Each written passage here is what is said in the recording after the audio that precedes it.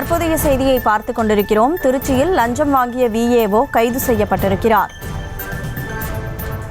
திருச்சி மாவட்டம் கோ அபிஷேகபுரம் கிராம நிர்வாக அலுவலர் செந்தில்குமார் கைது செய்யப்பட்டிருக்கிறார். லஞ்சம் வாங்கியது தொடர்பாக இவர் கைது செய்யப்பட்டிருக்கிறார். கூடுதல் விவரங்களோடு செய்தியாளர் கதிரவன் இணைப்பில் இருக்கிறார். வணக்கம் கதிரவன், முழு விவரம்.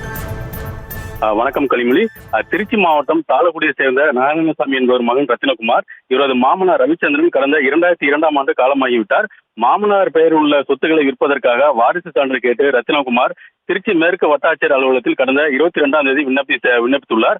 கோ அபிஷேகபுரம் கிராம நிர்வாக அலுவலகத்தில் இருந்த எவ்வித தகவலும் வராததால் கிராம நிர்வாக அலுவலர் செந்தில்குமாரை நேரில் சந்தித்து தனது விண்ணப்பத்தினை நிலை குறித்து கேட்டுள்ளார். வாரிசு சான்று வழங்க செந்தில்குமார் 15,000 லஞ்சம் கேட்டு இறுதியாக 3,000 கேட்டுள்ளார். ஆயினும் லஞ்சம் கொடுக்க விரும்பாத ரத்தினகுமார் திருச்சி லஞ்ச ஒழிப்புத்துறை டிஎஸ்பி மணிகண்டனிடம் நேரில் புகார் அளித்துள்ளார். புகாரின் பேரில் வழக்கு பதிவு செய்த லஞ்ச ஒழிப்புத்துறை போலீசார் இன்று மதியம் ரத்தினகுமார் செந்தில்குமார் லஞ்ச பணம் 3,000 வாங்கிய போது அங்கு மறைந்திருந்த டிஎஸ்பி தலைமையிலான போலீசார் அவரை கையும் களவுமாக பிடித்து விசாரணை செய்து வருகின்றனர். குறிப்பாக கிராம நிர்வாகிகள் நேற்று அவரை புகார் செய்து இன்று மதியம் அவர் கைது செய்திருப்பது வட்டாட்சியர்களுக்கு பெரும் பரபரப்பை ஏற்படுத்தியுள்ளது. கனிமொழி, விவரங்களுக்கு நன்றி கதிரவன்.